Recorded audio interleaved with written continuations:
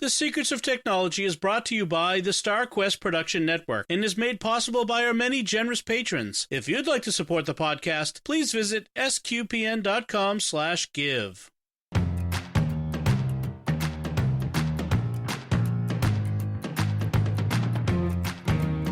Hi, I'm Dom Bettinelli, and you're listening to The Secrets of Technology, where we discuss the technology news that's important to you from a uniquely Catholic point of view. And joining me today on the panel are Victor Lambs. Hey, Victor. Hi, Dom. And Father Joseph Sund. Hey, Father. Happy Lent. Happy Lent, yes. So, as we record this, we've just started. And as you're hearing this, you are in Lent, unless you're listening years later. So, today we're covering a fun topic. This was suggested by you, Victor, budget smartphones. You know, budget smartphones are an important part of the marketplace because not everyone wants to go out and spend $1,000 on a flagship phone. I mean, frankly, I like to have a flagship phone for myself, but I'm not buying a $1,000 phone for my 13-year-old or 15-year-old. Especially, you know, I've seen, and Father, I'm sure you've seen working in high schools, how many of those phones that they have are all shattered glass held together by duct tape. So it makes me cry some days. Yeah, I can imagine. Because often they have nicer phones than me and nicer trucks than me, and both are equally beat up.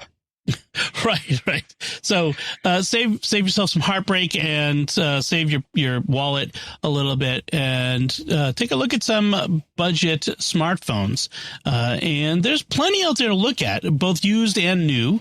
And so, Victor, what do you think we can reasonably expect from a sub? We're setting the budget line at $300. What do you think we can reasonably expect from a sub $300 phone? Yeah, so the topic, or this kind of popped for me personally when our 12-year-old, he has friends at school and he likes to play Minecraft with them and talk on the phone with them while they do. And he was either using my phone or my wife's phone and tying it up for, you know, hours on end. We don't have a landline or any sort of, you know, voice over IP phone. And so we thought it'd be nice for him to get his own cell phone that he could use around the house. And you know, if he ever goes on, you know, a band trip or something with school, he could take it and we could, you know, track his location. And if he needed to be picked up or something, we could do that. And so, you know, buying a, you know, $1,000, $1,200 phone was completely out of the question. So we started looking into, you know, cheap Android phones, and there are, it turns out, quite a few, and they're quite capable. The things I use a cell phone for, you know, texting, phone calls, watching YouTube, being on X all the time, and taking pictures, you know, family photos.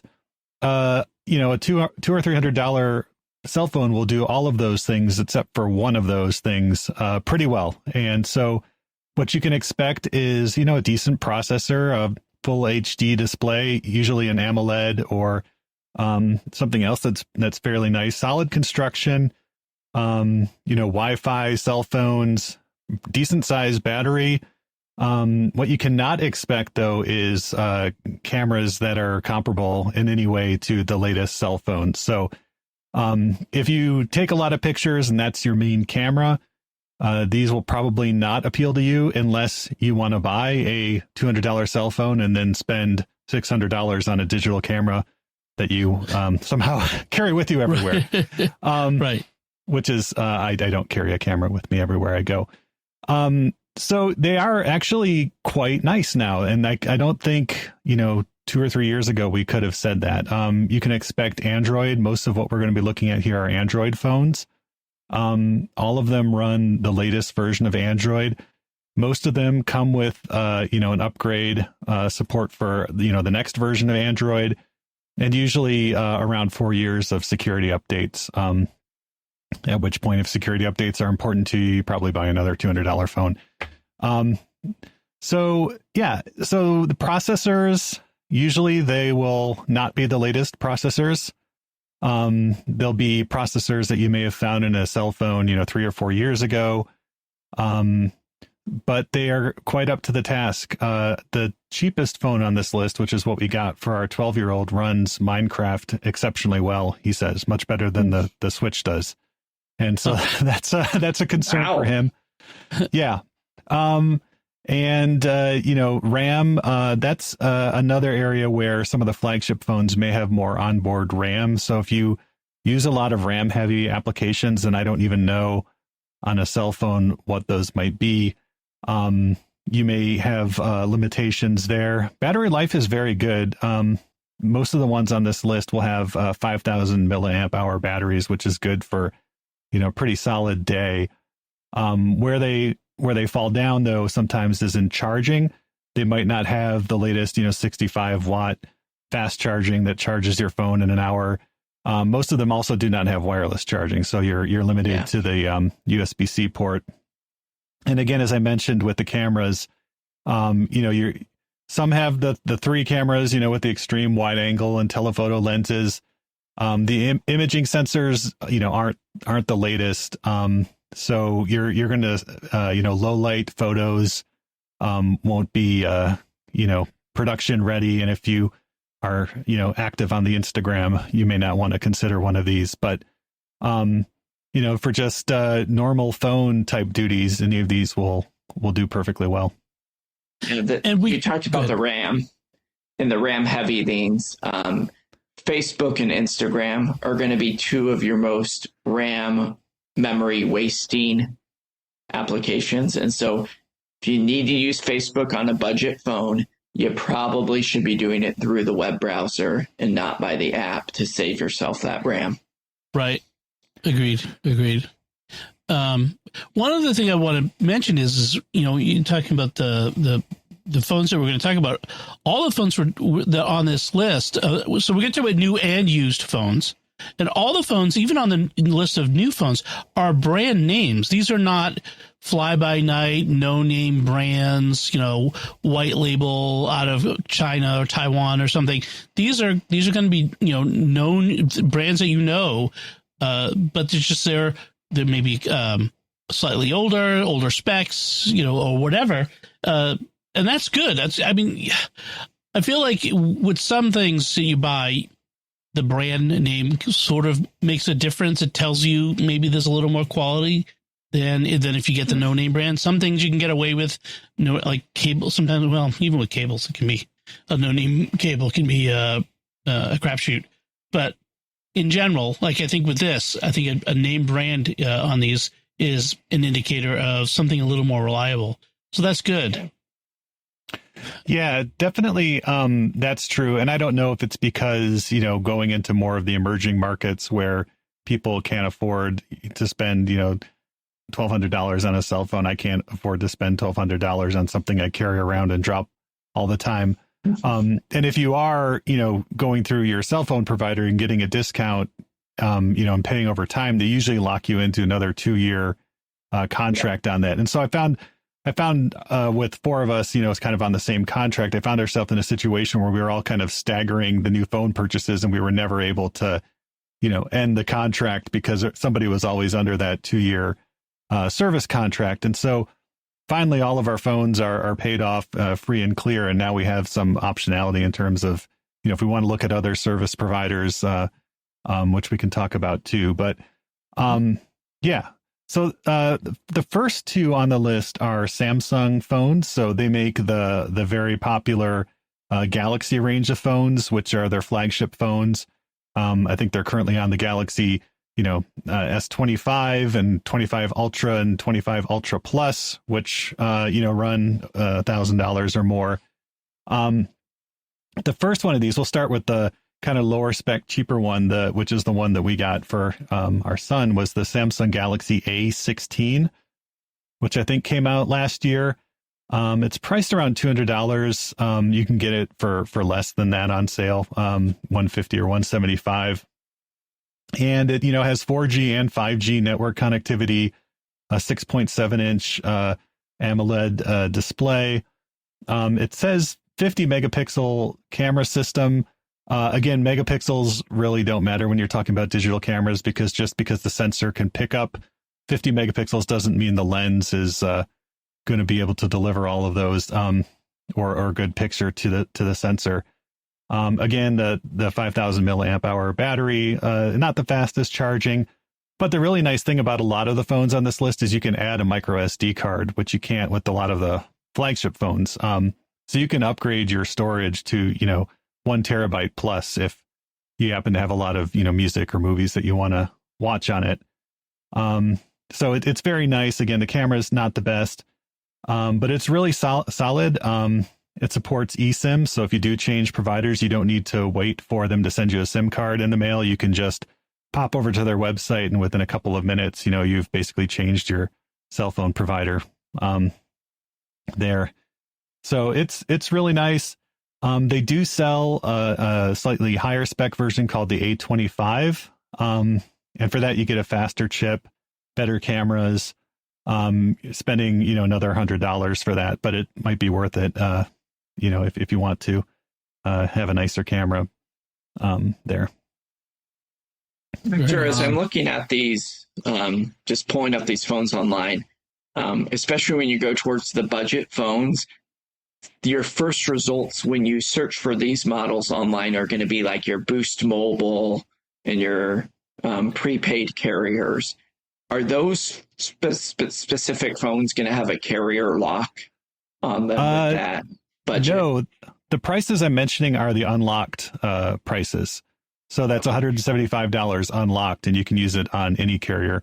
Usually, if you want to go with a carrier, it'll be $100 less just because they do lock you in. I don't know what the specific terms are, but for that $175 for the A16, we can then, very quickly change providers if we want to. We went with Mint Mobile because it's, $15 a month.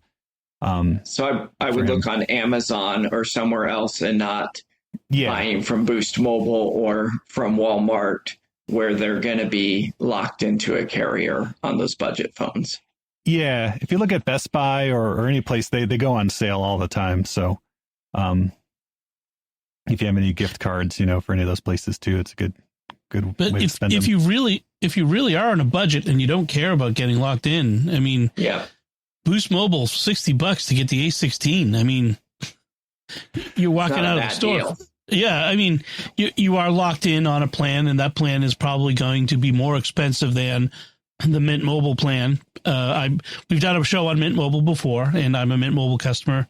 And Victor, you mentioned that, and it's cheap, but it's a prepaid, so you pay in advance 3 months, 6 months, or a year, and that's how you get the deal. So it's undoubtedly going to be cheaper service than Boost, but if you just need an inexpensive phone, I mean, it's hard to beat that. Especially for a kid, you're not going to care too much about having the service be the top of the line. And they're using the same towers as your major T-Mobile. Providers. T-Mobile, There's just some more complicated things that we won't get into about it. But. Right. We may revisit the topic about T-Mobile about Mint once the T-Mobile acquisition of Mint goes through, because I'm curious to see how it will change. When we did the episode talking about Mint, this was when it was still independent, but still used the T-Mobile network. Once the acquisition, they say it's going to remain separate. So we'll see. We may revisit that. So we talked about the two Samsung phones. What about some Motorola phones? Yeah, Motorola is still out there. If you had cell phones back in the day, the most desirable cell phone was the Motorola StarTAC, which was one of the very first flip phones. This is like in the late 90s. Yeah, that's way back. Yeah. They're incredibly palm-sized. But so they have a couple, their Moto line. One I'm familiar with, the Moto G Stylus 5G, and that one usually goes for around $250 unlocked. It has a really good display, better chip than the A16 processor.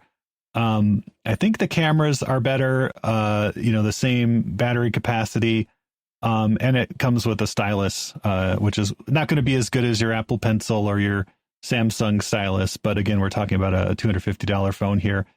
And the one I'm not as familiar with is the Moto G Power 5G, which seems to have a slightly better display, maybe better cameras, and the processor isn't going to be good for super duper 3D gaming. But like I said, even the $175, $200 A16 will play Minecraft, real nice, as our 12-year-old says. And will be a pretty solid phone for you there. So the nice thing about the Motorola ones are a little bit more stylish. They have like this synthetic leather on the back. So if you like to have some tactile, leather type feel to your phone before you immediately put it into a case, you can enjoy that for a little while there until you put it into a case. Yeah, so those are really nice as well, and seem to be doing well. Our oldest son, wanted to have his own. Well, he didn't want to, but he got his own phone and his own phone service, because he's making money and can do this now and doesn't need to use our cell phone plan anymore. And he went with the Motorola Power 5G, and he's perfectly happy with it for what he uses a phone for as well. Okay. And then the one I have no experience with, OnePlus, also makes a phone that's around $250 to $300. I haven't seen these too many places, but it apparently has better cameras than the Galaxy or Motorola phones. I can't verify that, but that is also one that comes up if you do like a short list of the best sub $300 phones. That one comes up a lot as well. Okay. Yeah. And the Moto G Power 5G, that one did have wireless charging, which I noticed. Okay. Which is an interesting addition. Like you mentioned before, that's hard. That you don't see that as much in this range. Yeah, the OnePlus I think is like bigger in Europe than it is in the US. But they do sell in the US, and it looks like that might be a little better for camera stuff, like you mentioned. Yeah. So interesting. Good. Yeah. I mean, so those are you could buy these new unlocked, get them on a service, and be done under $300. That is you're not going to get the top of the line processors, as we mentioned. Now, if you're happy enough to get new or refurbed phones, then you can get slightly better phones that are a year or two old that might be in this range as well. And so it might be something you want to look at if you're looking to get something slightly better phone. And this is where you can start to look at iPhones, because some of the older iPhone models are out there and available under $300. They last pretty a while. So one of the key questions then is, where do you buy a used or refurbed smartphone from? And I mean, you can go to Facebook Marketplace or eBay, but that is, I would, in general, I'd say is last resort to me, unless I can. If I go to Facebook Marketplace, I want it to be somebody who's selling it down the street, and we can stand there and I can hold the thing in my hand and make sure he's not mailing me a brick in the mail. You know what I mean? Like, yeah. I want to make sure what I'm getting is actually the thing, and it actually works, and it's unlocked, and all those things. These are all questions that arise when you're buying from an individual. But there are retailers out there that sell, like Best Buy sells used and refurb phones. Amazon sells them. You can get iPhones refurbed from Apple, like direct from Apple. I've mentioned the Apple refurbished store many times, all the different Apple products. And those come with, they're like new out of the box, and they come with, full warranties and everything. But when I need to buy a phone for one of my kids, one of the things I do is I often, for my younger kids, they want audiobooks and music and that sort of thing, and want to text with each other. They're in the same house, but they want to text with each other, whatever. That's fine. It gives them a little, the girls have their own little chat, and they can communicate with each other apart from the boys, and that's whatever, that's fine. But I often don't buy them service right off the bat. They're just phones without phone service. So I'm often getting them off of here on Back Market, which is I've used several times, backmarket.com. They have everything. They get, Apple, Samsung, Google, other Android stuff. They've got computers, gaming consoles, you name it. And they've got even got home appliances. Like I'm not sure how you do like a TV, refrigerator or whatever, but they got it. So, you can get like an iPhone 13 unlocked for starting at $288. Now, $288 is there's a range of prices depending on the condition of the phone, and so the $288 is not going to be the best condition phone. It's not going to look like new. So you got that would be fair condition. They also have good, excellent, and premium. Premium would be like new, but even at good quality, and they'll explain what the differences are. But at good quality, it's like $293 for an iPhone. So there are different places. So Swappa is another one that I've heard good things about. I don't have experience with, but they're another seller of used phones, used devices, refurb, that sort of thing. So there's a few retailers out there that you can look at. And of course, like there's the big names like Amazon and Best Buy and Apple. So you're going through some of these best, used Androids under 300. There's like the Google Pixel 6. You can get that for $250 to $300 used. That's got a nice camera and it's still getting updates from Google. So that's, reason to look at that. The Samsung Galaxy S21 FE has a great display. You get the OnePlus 8T. It's got good performance, good battery. The Motorola G Stylus is here again. And then looking at used iPhones, I wanted to look at what's the oldest phones that you could get that are still good now. Like they're still getting the latest iOS updates, even if they don't have all the features like Apple Intelligence and stuff like that. But they're still getting OS updates. And that I think iPhone 11 and the iPhone XR, that goes back, iPhone 11 would be 5 or 6 years now. I guess we're on the iPhone 16, so like 5. Yeah, this will be an iPhone 17 years, so it's like 5 or 6 years. I had an iPhone 11. It was a good phone. Really, really liked it. Still solid. I mean, it's still a good camera. All of those things still there. The XR is still good, and then you could look at it's like an iPhone SE. A 2020 or 2022 models, not the brand new one, which doesn't qualify as cheap and it's no longer called SE. It's called a 16E and it's $600. It is not a cheap phone. And I have a feeling that the iPhone SE 2022 models are going to stay relatively high. They're going to be popular because people who like smaller phones, and that's what the SE phones were, they're going to hold on to or look for these the 2022 SEs because that's one of the things that people like about the SE is that it was one of the few remaining smaller phones out there. So also has the purist that you still have the home button on the SE. Yes, yeah, it's the 2022 SE is I think the last one that had a home, the last one they were selling that had a home button, but the 2020 version should still be out there and it should be pretty good. So things to look out for when you're buying used, like I said, make sure it's unlocked, not carrier locked, but also unlocked from the previous owner, that it's not tied to their account.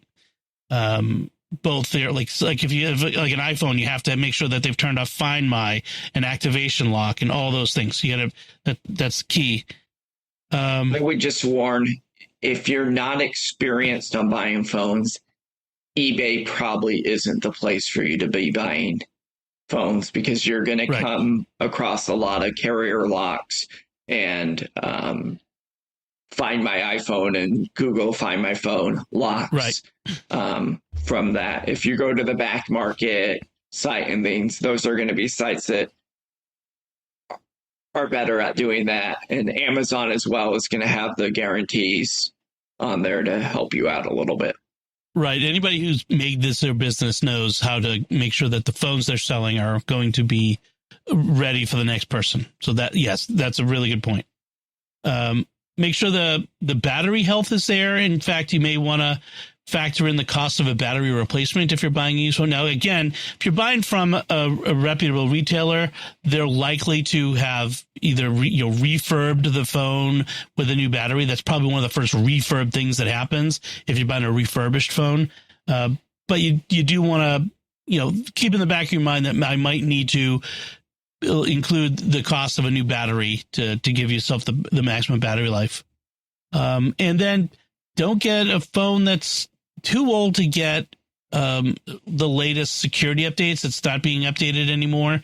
You want to make sure your phone is getting those updates, like not just for the features, but mostly for the security. That's the big thing.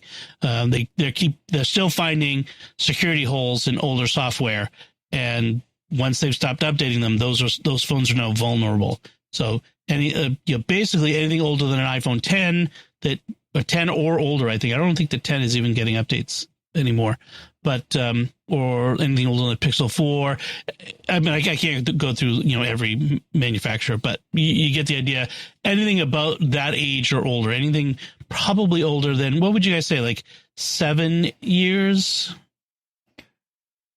Yeah, I probably wouldn't go much below before 2018. Yeah. You're probably not going to get a 5G phone, to use the latest networks at much older than that. That's true. That's another good point as well. Yeah. Anything else we should say about getting a budget smartphone? Anything we want to reemphasize? I would just say, yeah. Sorry, a quick Google search on support for phones will help you out a lot. So if you're looking at a phone, just Google search, is iPhone 10 still supported? And you're going to get the answer from Apple's website. Good point. Victor?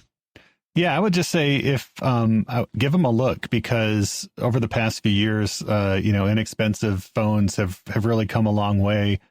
And if you're the sort of person who, dies inside a little bit when you re-up a 2-year contract or basically pay the cost of a desktop PC to, buy a phone, think about what you use a phone for and what you really need.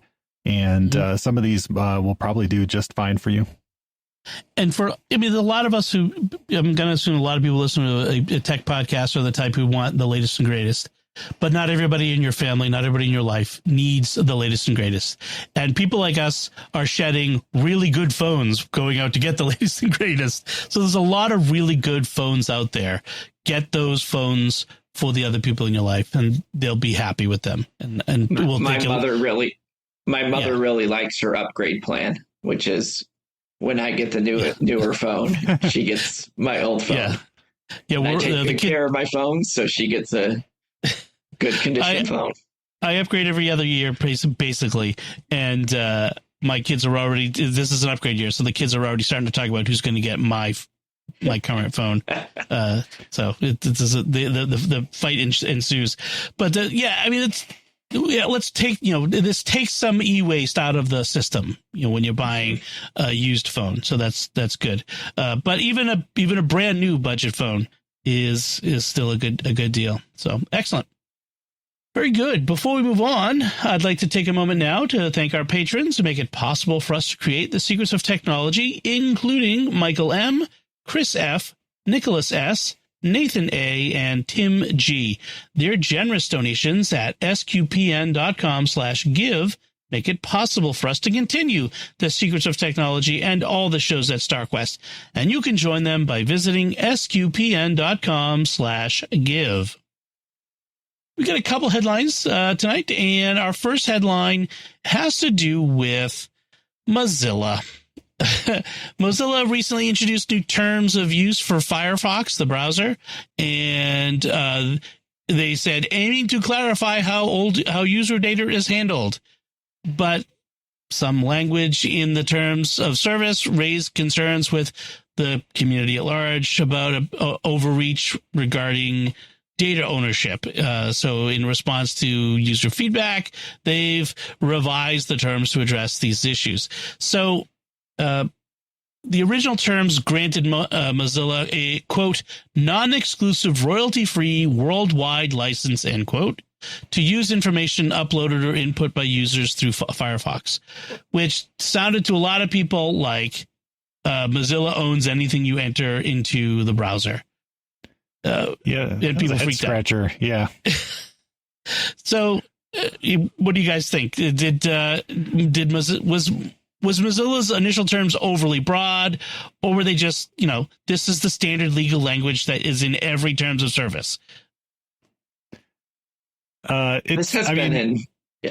Yeah. I mean, it sounds like you're seeing a lot more of this, and I don't know if it's being driven by companies wanting to use user data as a source for AI features, just like get all the data, put it into the, LLM or the AI just to build it. And if we make the, royalty free license, if we make it as broad as possible, then nobody can object when their data is being used as a, feeder or into like AI features.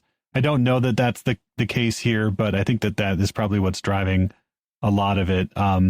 We want to see all your photos, not because we're going to use them in our marketing materials, but because we want to, put them into our image generating programs and our image recognition programs and, use it to improve those. I don't know if that was the case with Adobe, who did something similar as well, where they said like, anything you design in Photoshop is, licensed to Adobe for whatever we want to use it for, which also caused, I don't know if that was the exact terms, but that caused a lot of, heartburn with the creative community. One of the things with Mozilla on this, this has been a repeated problem with terms of service for them in communications. Just a year ago, I think there was another story that they did something similar. And their base of users use Mozilla because of the privacy and open source nature of Mozilla. And so it's something that you would think they would get the point of making sure that they aren't. We lost Father there, but I see I can imagine the point he's getting at is Mozilla exists precisely because people are vigilant. The people who use Mozilla are vigilant about this very thing, and I think part of the problem is the Mozilla Foundation is trying to find a way to make money, and because they're Google, right now they survive off of the money from Google searches, and a court has ruled basically that they can't, and so they're going to end up looking for ways to and I think you mentioned this, Victor, possibly sharing data for a price and, maybe anonymized or whatever to partners in order to keep going. But it's kind of a self-own here by Mozilla because again, they've had similar issues before, but also other companies like Meta with Facebook and Instagram and other companies as well have had these overly broad licensing terms in their terms of service that freaked everybody out. I think there was a few years ago when the Instagram had the overly broad terms of service, and then people were like, I'm quitting Instagram because it says you own my photos, and I'm quitting Facebook because they said they own my phone. It's they got to stop putting these overly broad terms of service into their software. I think that's part of the problem. Welcome back, Father. We had a little bit of a we thought Big Browser had gotten to you there, taking you out for. I guess so. It came up with the blue screen of death when I did it. I was not using Mozilla though, so I don't know what happened there.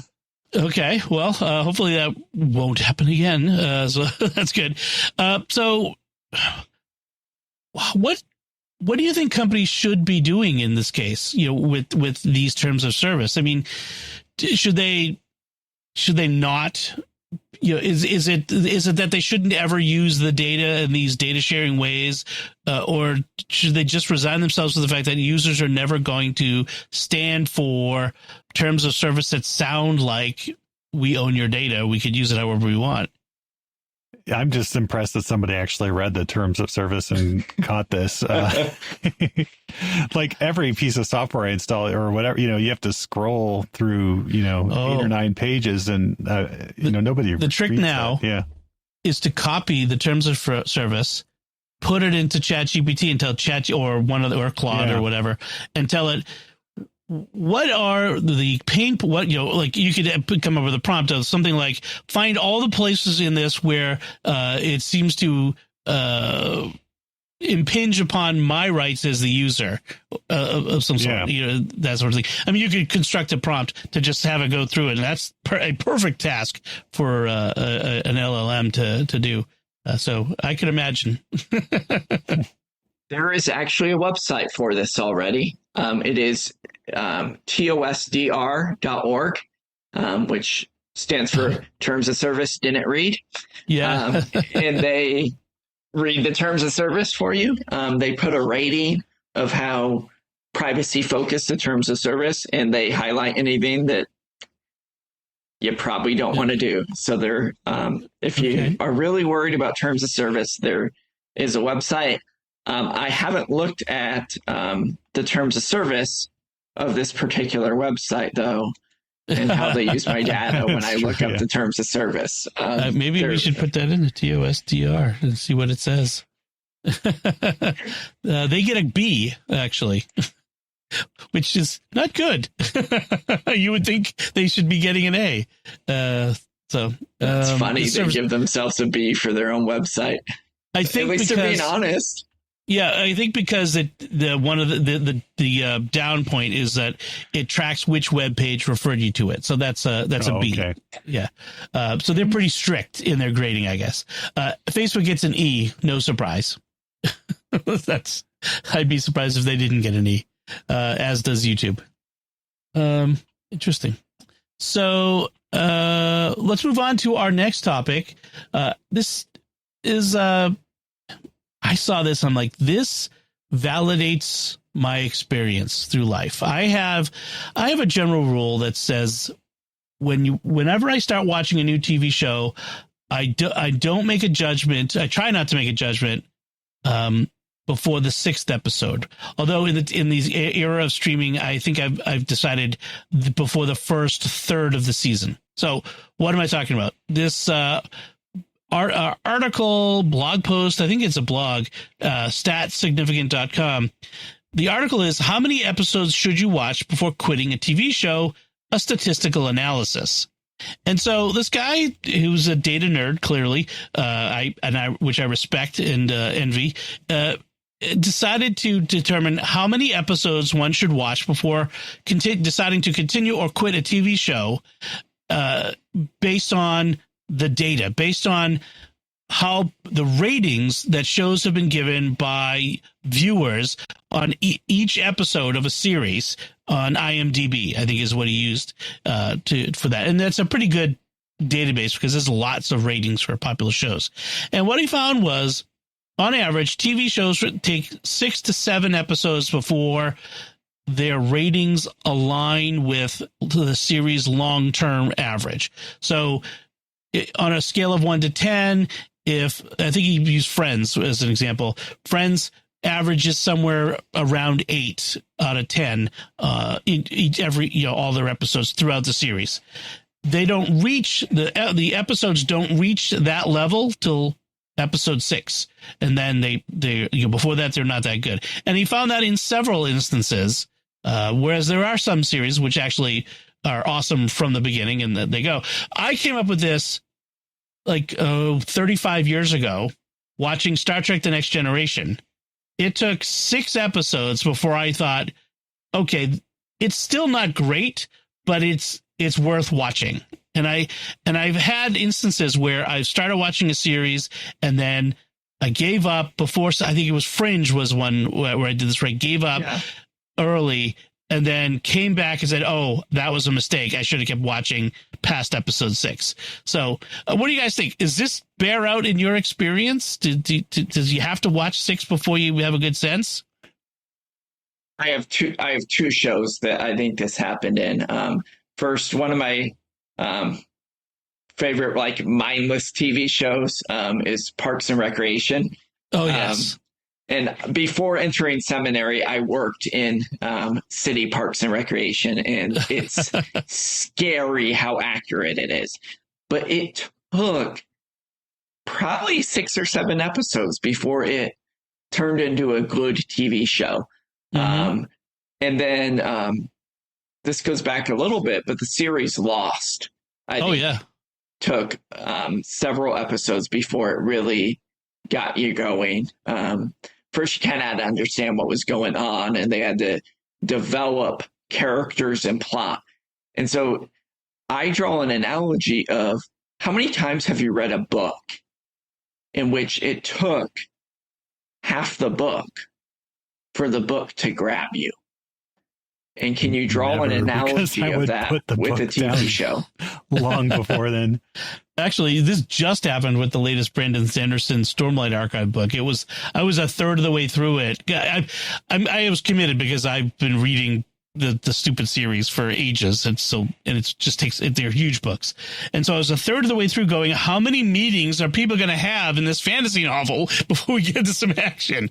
And then finally, the action picked up, and it was good. But yeah, it's like the same thing. Yeah, it's the same with that book.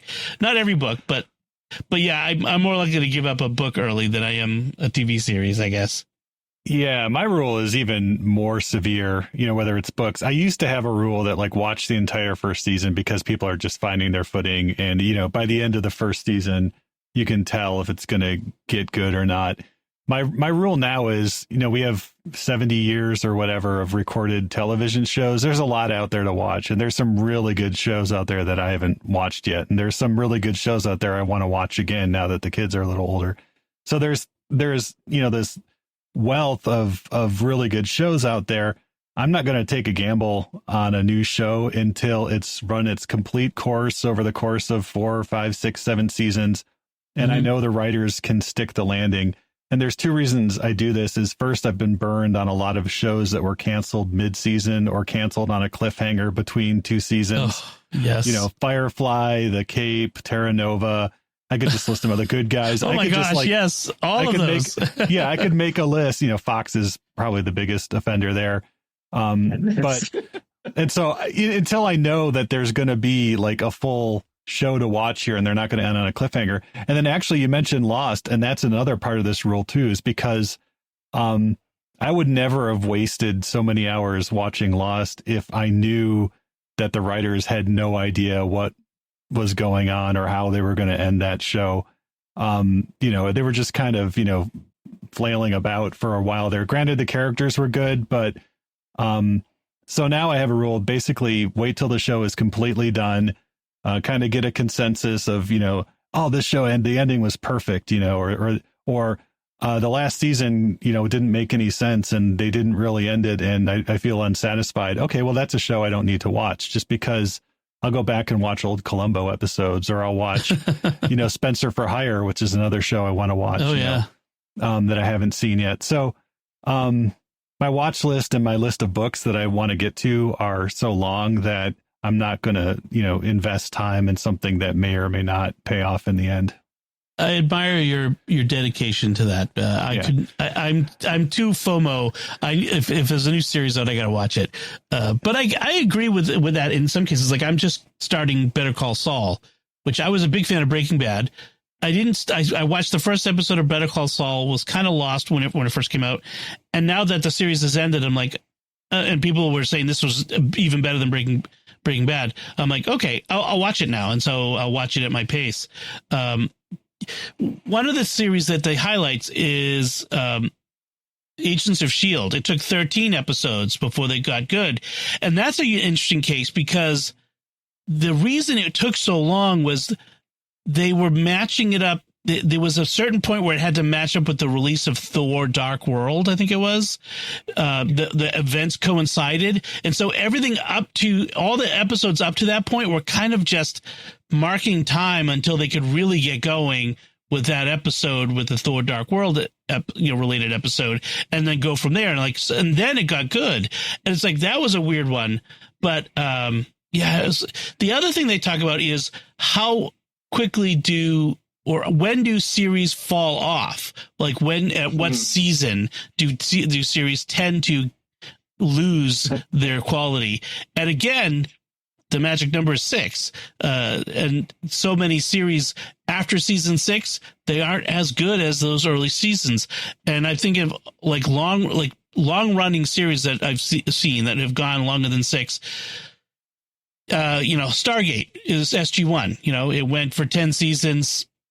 They were still pretty good in season 7, but by season 8, the regulars were starting to show up less often. Season 9, we've changed the cast a lot, and the bad guy was horrible. The Ori. Well, we are finding some diamonds in the rough there, though. So watch Secrets of Stargate, where we are actually watching season 9.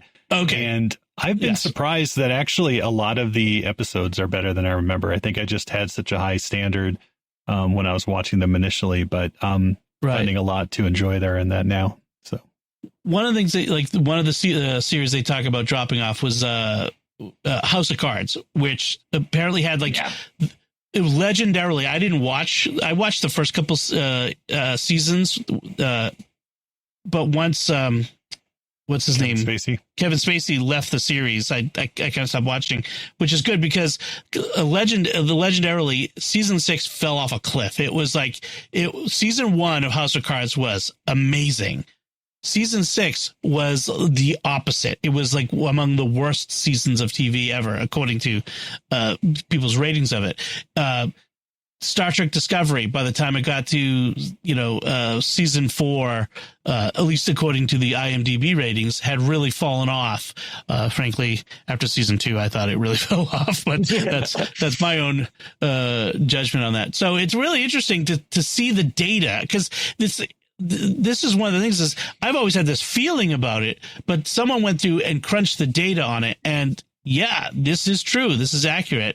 The best part is, when he talks about sunk costs, we stick with a series well past the point when we should let go, and I get that. I've done that. I did that with NCIS, which is on its 22nd season, by the way. I think I left around season 10, but he talks about How I Met Your Mother, the series, and getting to that final episode. And I won't spoil it, even though it's a few years ago. It's 10 years ago. But he spoils it in the article. And it's if I'd watched 207 episodes of that series and got to that final episode with a big reveal that the whole series is about How I Met Your Mother, and that was the ending that they gave me, I'd be pretty mad too, like a lot of fans were. So it's kind of funny to read this article. It's a good article. He writes it well, and there's some interesting data in it. So definitely would recommend checking it out. I'm wondering if that applies though only to acted series as opposed to animated series, especially the drop off. So I'm thinking like The Simpsons, Family Guy. Right. Oh, The Simpsons fell off in season 6 and 7. Did they? Yeah. I mean, there were. What season did Maud Flanders get killed? It was season 5 or season. I don't know. It was okay. That was about where it dropped off. So yeah. So I'd have to look it up. Yeah. It jumped the shark. Well, the thing is there's still, for even after season 6, 7, there were still, like you said, Victor, diamonds in the rough. There's still good episodes, but the overall quality, there were fewer. 11. Yeah, that's season what 11 is what. Yeah, my goodness. Yeah. So, but so that's like 30 years a at this little point. Longer. Yeah. I mean, I'm trying to think of like the Batman series. I'm trying to think of long running series. Like like even like Star Wars Rebels was 7 seasons, sort of. Anime has this problem too, where they're producing the animated show while the guy who's writing the comic book that it's based on is still writing the comic book. So he has no idea how the thing is going to end. The people making the show have no idea how the things are going to end. And, sometimes they need to wrap it up. So the animated show will write their own ending and just say, this is how we're ending it here, which is not how the, comic book, the Game of Thrones problem. Yeah. Yeah. And the one exception to this, I am currently watching a show that's currently airing. And that is Roadworthy Rescues with Derek Bieri. And it's this guy from North Dakota now living in Tennessee, but he basically pulls cars out of ditches and finds them in old garages and they haven't run in 30 years. And he has a certain set of tricks to basically just get them running and on the road. He's not restoring them. He's not refurbishing them. He's basically doing the bare minimum to get the car, roadworthy again. And I really like that. Scripted show or no, it's basically Motor Trend produces it. It's basically just him on a camera, and sometimes his brothers are there fixing a car for an hour. And see that I wonder what the difference is between scripted dramas and comedies versus unscripted, not reality shows, because that kind of conveys like game shows sort of thing, but like Discovery Channel, HGTV sort of shows. Now, I wonder, because those can go on forever, and but does the quality drop off? That's an interesting question. I'd like to see that. All right, so folks, what is your rule? Do you stick it out for 6 episodes or a third of a season if it's a streaming series that only has 6 or 7 episodes, which is a whole nother problem, or do you wait to the end? We live in an avalanche or waterfall of TV content these days, so we have to make these decisions. Not like when I was a kid and we had 3 channels. So that does it for our headlines. Let's move to our picks of the week. Victor, why don't you go first? What's your pick this week? Yeah, so we've lived in this home for a little over 10 years. And when I moved in, the first time I replaced all the smoke detectors and, bought new CO2 detectors. And those things have a duty cycle, right? You're supposed to replace them after 10 years. They get a little finicky and stuff. I'm sure that there are smoke detectors that would last, for 50 years, but I wouldn't necessarily trust them. And so I needed to start replacing these. And I wanted something that offered some, basic level of, alerting to my phone via Wi-Fi if I wasn't here. Or if I, didn't hear, a smoke or CO2 alarm going off someplace, just to get like a basic alert on my phone. And there's this company, called X Sense. So the letter X and then Sense, SENSE. And they offer like pretty cheap smoke detectors, CO2 detectors, water leak detectors, humidity detectors.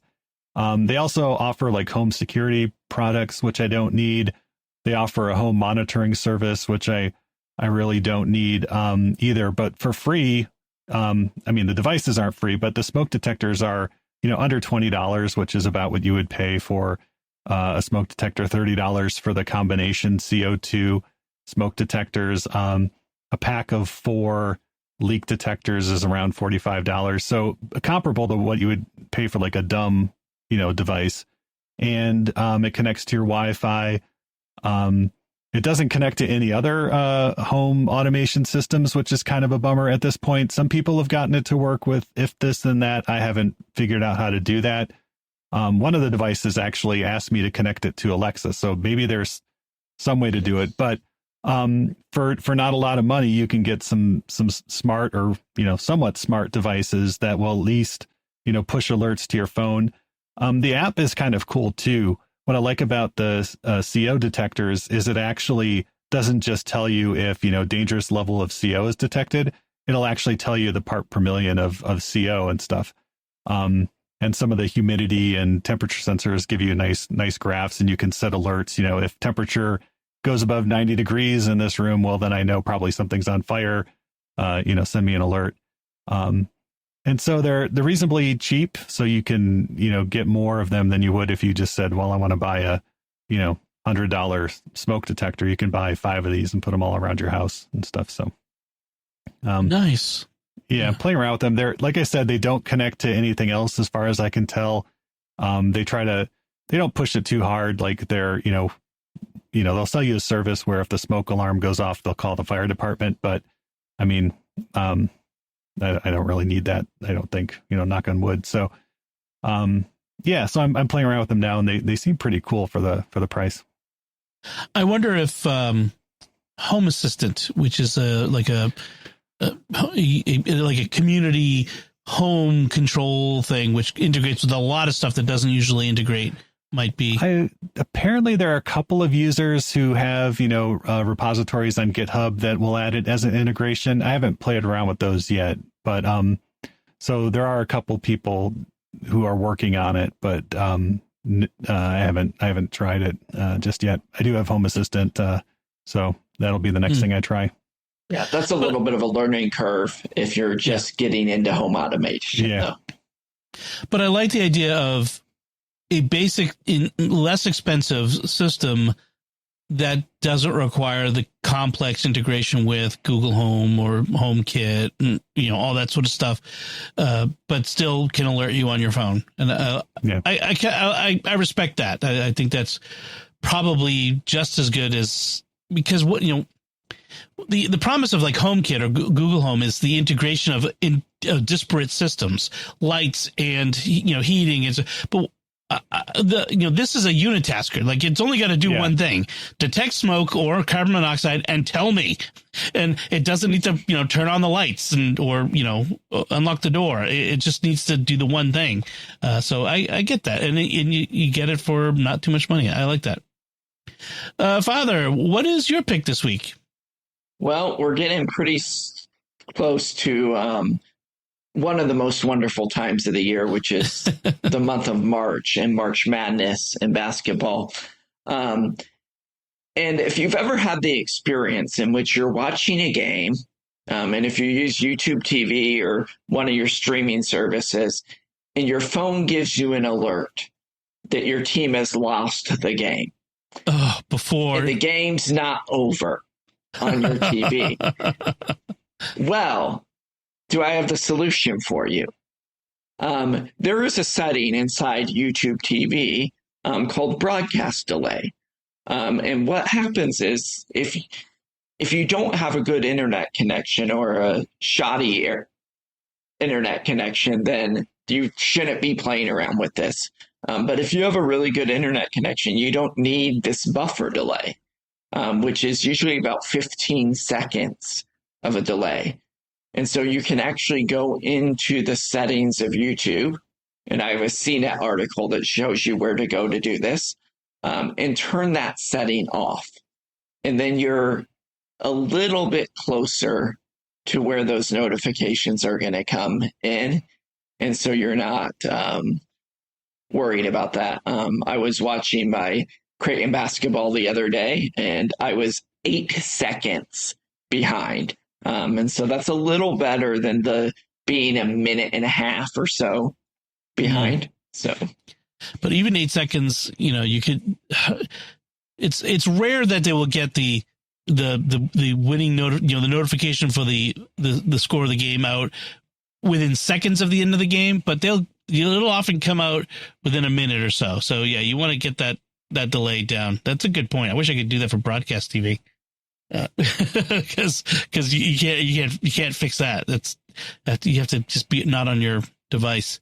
Although I love it, the Apple TV puts the score up in it sends alerts for the games in the top. So I can as long as it's I don't ever see it when I'm watching the games because I'm not watching it on the Apple TV. But it would be annoying if that were to pop up while I'm still watching the game.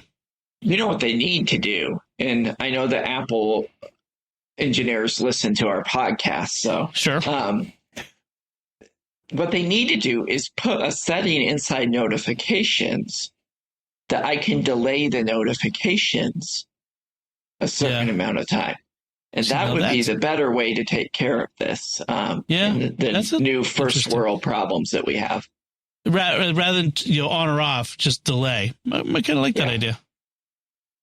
Good. You can send your check to me, Apple. We'll provide the address here at the end of the podcast. Yeah, just contact me. I'll let you know. So, my pick of the week, as it is in the Northern Hemisphere, we're heading towards spring.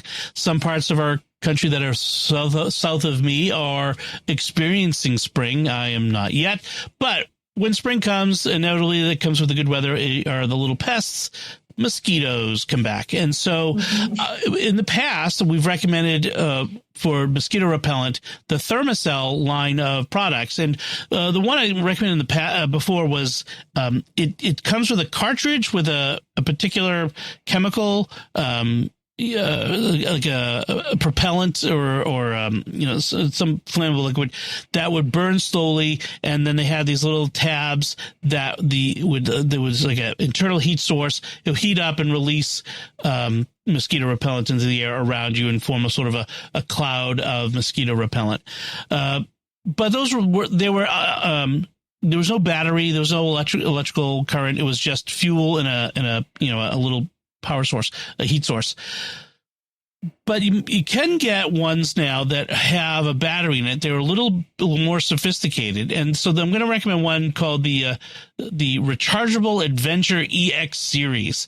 They've redesigned the propellant cartridges, so it's all in one. There's not like propellant, the flammable liquid and the pad that releases the chemical. It's all in one, and then you have an electronic device that's releasing it, so it's not burning anything. It's just electronic, and so you recharge it with USB or what have you, and then it will run for hours. It creates a 20-foot zone of protection. It's like your patio, maybe, with 9 hours of continuous mosquito protection per charge, and even an IP54 rating against water and dust, which is pretty good. You might get a little rain on your patio. So in this way, you don't have to be putting like bug spray on you. I mean, like if I'm out camping with the scouts, I'm putting bug spray stuff on me, mosquito repellent on me, because that's a different intense situation. But in my backyard, I don't want to have to be thinking about putting that on every time I go in my backyard to grill something.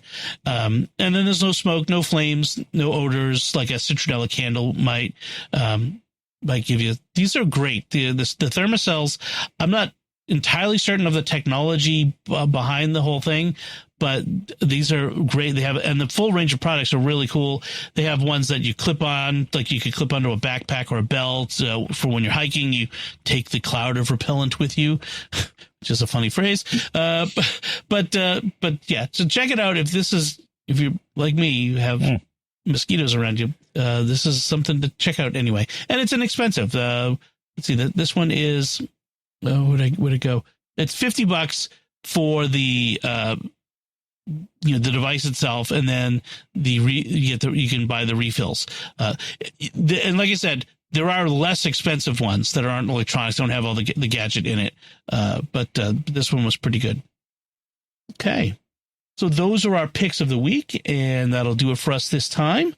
We would love to get your feedback on anything we talked about in this episode. Let us know by commenting on the show at sqpn.com/technology or the StarQuest Facebook page, facebook.com/StarQuestMedia. Send us an email to technology@sqpn.com. Visit the StarQuest Discord community at sqpn.com/Discord. You'll find links from our discussion and our picks of the week on our show notes at starquest.fm/TEC291. Remember to like each episode of Secrets of Tech when you find us on social media, Facebook, X, Instagram. You can find us in all those places. Leave us comments, too. We love to hear from you. So until next time, Father Joseph's son, thank you for joining me and sharing the Secrets of Technology. I did stay quiet and silent for 30 days. Yes, you did on your 30-day retreat. Welcome back. And Victor Lambs, thank you as well. Thanks, Dom. And once again, I'm Dom Bettinelli. Thank you for listening to the Secrets of Technology on StarQuest, and have a blessed Lent, everyone.